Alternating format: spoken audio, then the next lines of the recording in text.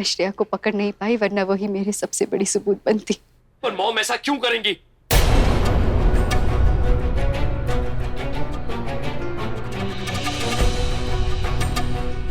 उस जायदाद के लिए जो आपके बच्चे के नाम पर है सुरेश। अगर आपको आपकी शादी से कोई बच्चा नहीं होता तो ये सारी जायदाद विधान के नाम हो जाएगी।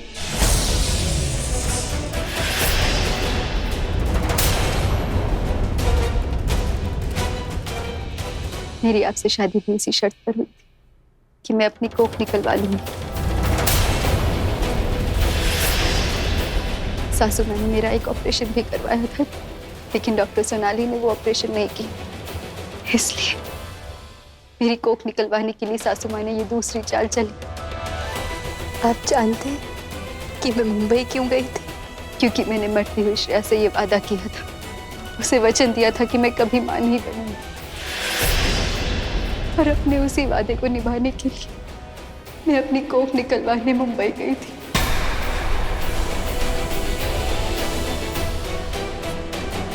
पर मेरी बहन की दुआओं ने और मेरे लड्डू गोपाल ने ऐसा नहीं होने दिया। ये जानते हुए भी कि श्रेया जिंदा है, मैं ऑपरेशन करवाने के लिए हॉस्पिटल गई और डॉक्टर से बात की। डॉक्टर ने मुझे ग्लूकोज का इंजेक्शन लगाया, लेकिन सासू माँ को लगा कि मैं बेहोश हूँ। तब उन्होंने मेरे सामने हंस हंस के अपने सारे गुनाहों का जिक्र किया, ये सोचकर कि मैं कुछ नहीं सुन पा रही। मेरी मौत की खबर सुनकर और मेरी लाश को देखकर तो वो फूले नहीं समा रही थी। कह रही थी कि उदास होने का नाटक करना पड़ेगा 13 दिनों तक।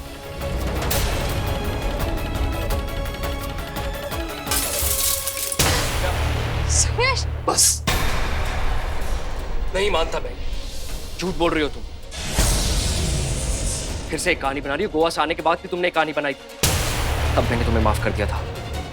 मुझे तो ये समझ में नहीं आ रहा कि तुम दोनों बिना किसी सबूत पे मॉम पे इल्जाम क्यों लगा रही हो। मैंने तब भी सच कहा था सुरेश, और आज भी मैं सच ही बोल रही हूँ। नहीं बोल रही हैं आप, झूठ बोल रही हैं आप। मॉम के बारे में आप ऐसा कैसे कह सकती हैं? डैड, अब देखो फाल्गुनी, मैं नहीं जानता कि तुम्हें झूठ क्यों कह रही हो। ना मैं तुम्हें जानता हूँ, तुम एक बहुत अच्छी इंसान हो। मुझे नहीं पता कि झूठ बोल के तुम्हें क्या फायदा होगा, लेकिन उत्तरा, मेरी उत्तरा ऐसा नहीं कर सकती।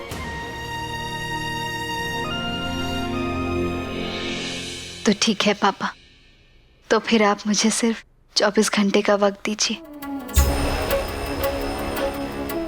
मैं सासू माँ के मुंह से उनके सारे गुनाह निकलवाऊंगी।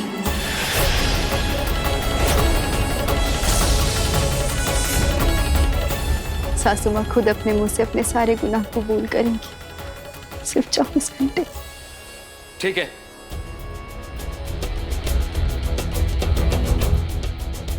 दिए तुम्हें 24 घंटे। पर एक बात याद रखना, अगर इन 24 घंटों में तुम्हें सबूत नहीं मिला ना, मैं तुम्हें चाहे जितना भी प्यार करता हूं, जितनी भी खुशी मुझे तुम्हें जिंदा देख के होगी ना, वो खत्म हो जाएगी।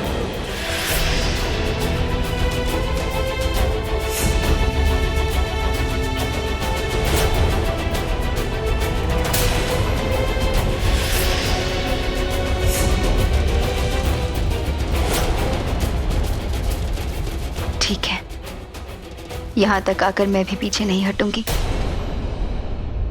मुझे आपकी ये शर्त मंजूर है। तुम कुछ साबित नहीं कर पाओगी फाल्गुनी। मैं जानता हूं, मेरा विश्वास जानता है कि मेरी मॉम कभी गलत नहीं कर सकती। काश ये सच होता सुयश। अब तक चुप थी क्योंकि मैं कभी नहीं चाहती थी कि आपका ये विश्वास टूटे। नहीं चाहती थी कि आपको दर्द हो, दुख पहुंचे। कभी नहीं चाहती थी कि आपको पता चले कि जिस माँ को आप देवी समझते हैं, उनके दिल में कितना मैल छुपा है। आप लोग प्लीज जीजी माँ को समझने की कोशिश कीजिए। क्या उन्हें अच्छा लगा होगा खुद की मौत का ये नाटक करते हुए? सासू माँ की गुनाहों की गिनती तो बरसों पुरानी है। जिस जुर्म के लिए गायत्री जी जेल गई थी, वो भी सासू माँ ने ही किया था। ये तुम क्या कह रही हो? हाँ पापा, गायत्री जी बेकसूर थी। हाँ, इतने सालों बाद भी उन्होंने अपनी जान गंवाई क्योंकि सासू माँ ने बिट्टू को कैद करके रखा था और उसे बचाते बचाते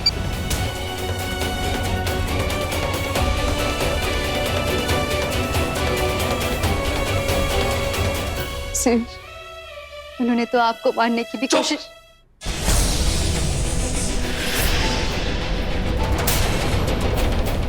एकदम चुप। 24 घंटे हैं तुम्हारे पास। जो बोलना होगा ना, सबूत के साथ बोलना।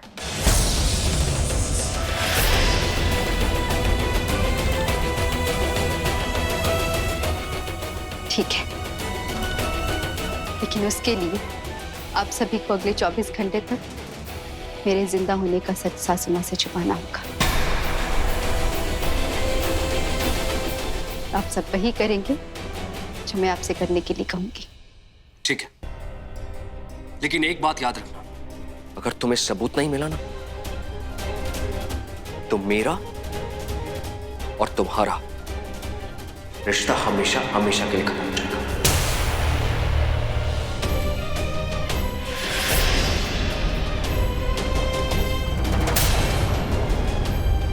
बताइए क्या करना होगा हमें?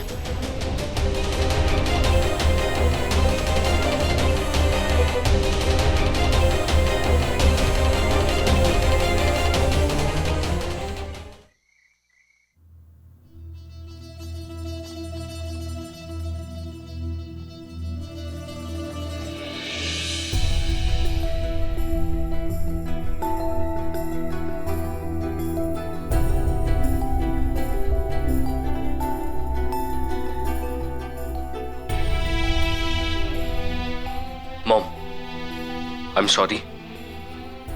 कल दिन भर आपके साथ मुझे एक अजीब सा नाटक करना पड़ेगा। मुझे माफ कर देना मॉम।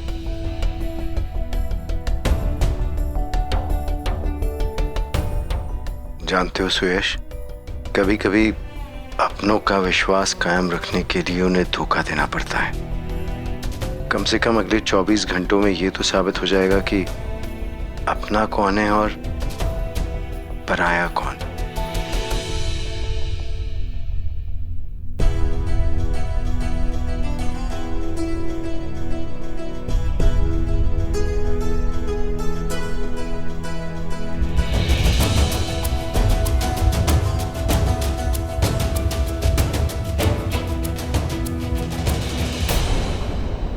ये मत सोचना कि जो कुछ हो रहा है उसका असर केवल भैया और भाभी माँ के रिश्ते पर पड़ेगा।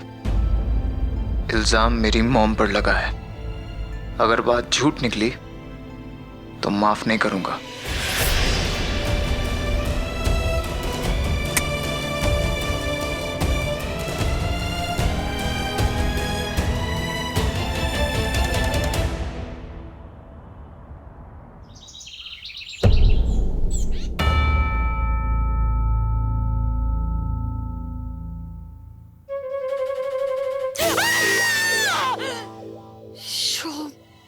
फट गए बॉब।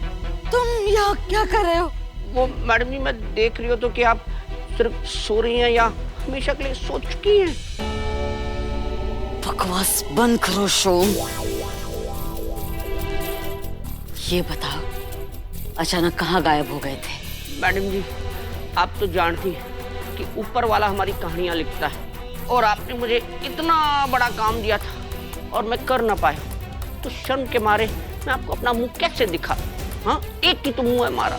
तो अब मुंह दिखाने के लिए क्यों आए हो? मुझे पता चला कि फाल्गुनी का काम तमाम आपने, मतलब उसको पता नहीं कि आपने किया, लेकिन फाल्गुनी का काम तमाम हो गया है। तो मैंने सोचा यही सही मौका है वापस आने का। मैडम जी, मानो जो ठाना वो करने की खानो।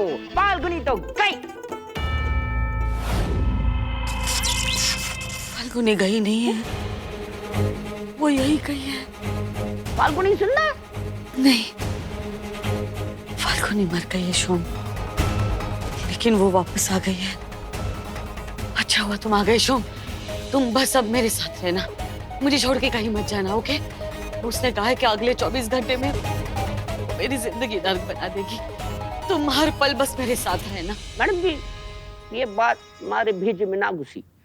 आप कह रही कि फाल्गुनी ना है, फिर आप कह रही फाल्गुनी यही कहीं है, फिर आप कह रही कि 24 घंटे में, मतलब क्या करिए, हमारे तो कुछ समझ में ना आ रहा। फाल्गुनी मर चुकी है, लेकिन उसकी आत्मा भूत बन के आई है मुझसे बदला लेने। वैसे मैडम जी आप सही कह रहे हो, मन भी पता है, वैसे तो आत्मा वापस ना आवे, लेकिन अगर उसकी जिंदगी के दौरान किसी ने उसे परेशान किया हो, कुछ गलत किया हो, तड़पाया हो, या कोई मुराद पूरी रह गई, तो वो वापस आ गई। फिर उस इंसान जिसने उसके साथ गलत किया है और तड़पाया है, उसे तड़पा यही नहीं, ऐसे ऐसे तड़पाने के मौके ढूंढे कि जिस इंसान ने उसके साथ गलत किया है उसे कभी चैन ना आए। शोम, जी मैडम जी। मैंने तुमसे आत्माओं का संक्षिप्त वर्णन करने के लिए नहीं कहा, जितना कहा है उतना करो। जी। तुम हर पल मेरे साथ रहोगी, मुझे एक पल के लिए अकेला नहीं छोड़ोगे, समझे? जी मैडम जी।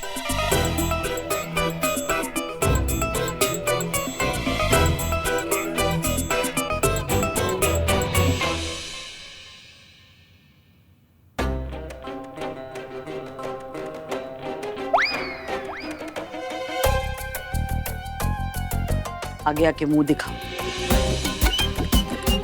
ये क्या कर रहे हो? मैडम जी आप ही ने तो कहा था कि हर पल आपके साथ रहना। शोम, मैं बाथरूम जा रही हूँ। तो मैंने यही। जी।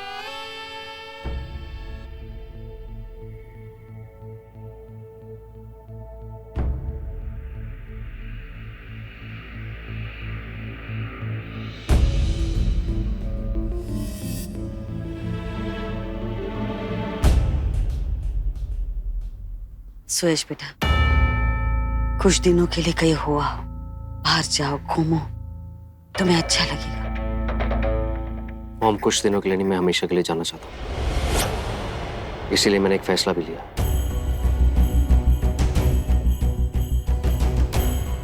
कैसा फैसला?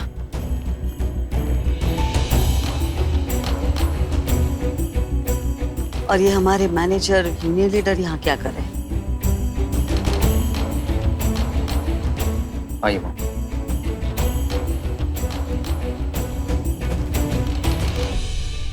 Hello sir. हेलो मॉम, मैं अपनी कंपनीज इन दोनों के नाम पे कर रहा हूँ।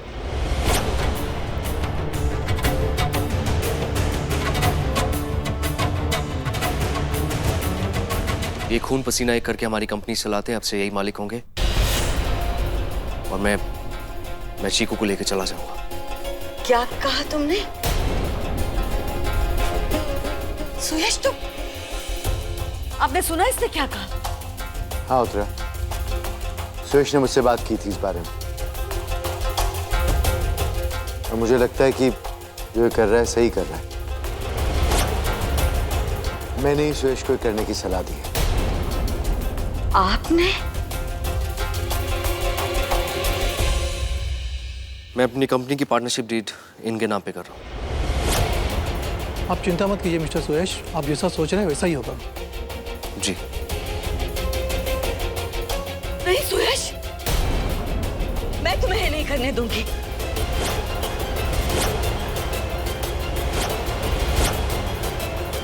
पिछले 25 साल से मैंने इस कंपनी को बड़ा किया है, दिन रात मेहनत करके। इसलिए नहीं कि एक दिन अचानक तुम ये कंपनी किसी को दान कर दो। कम से कम अपने छोटे भाई के बारे में सोचा होता।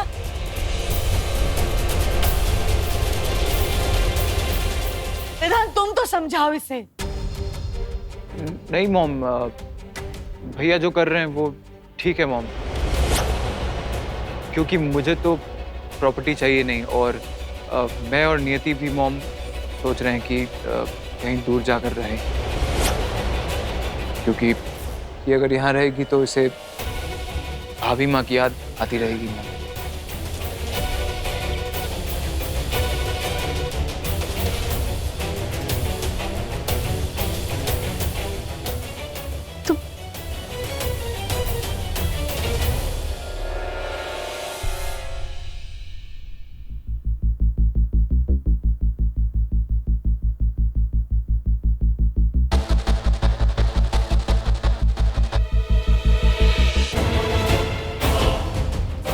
मैंने रावत इंडस्ट्रीज को पिछले 25 साल से दिन रात मेहनत करके बनाया है।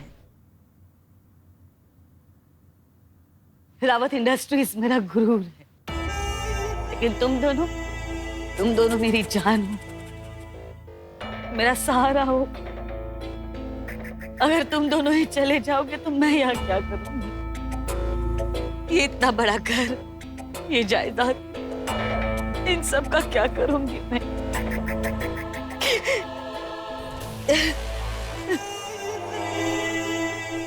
मॉम, देखिए प्लीज आप ऐसे रोइए मत। मैं ये सब नहीं करना चाहता था, वो तो फाल्गुनी मुझ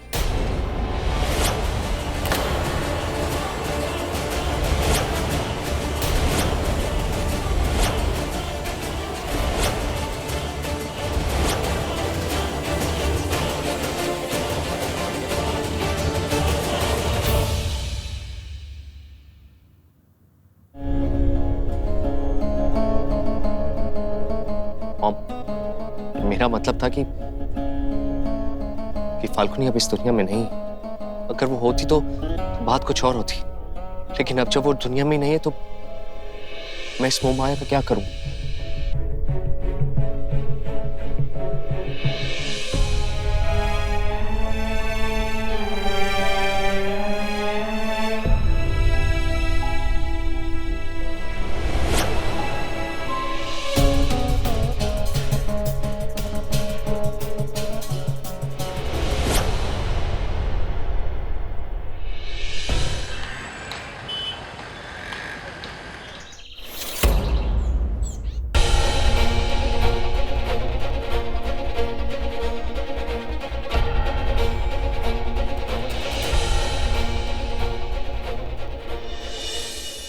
मन नहीं लागे मैडम जी का ज्वालामुखी कभी भी फूटेगा नहीं।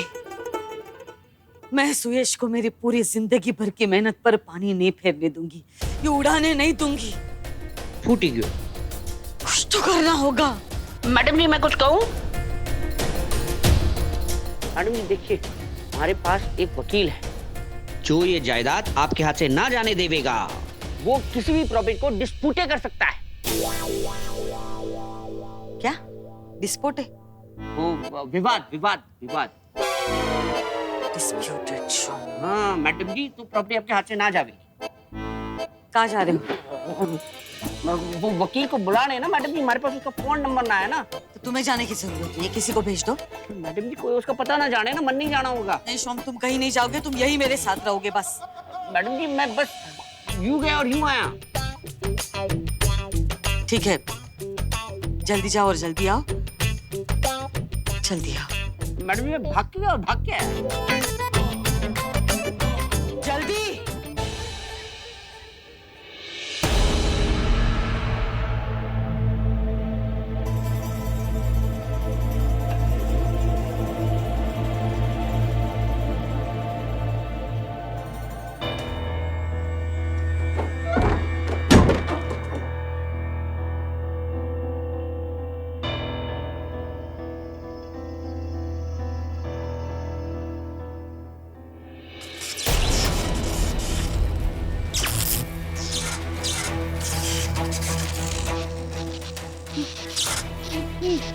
बचाओ, वो आने वाली है, बचाओ। जयंत,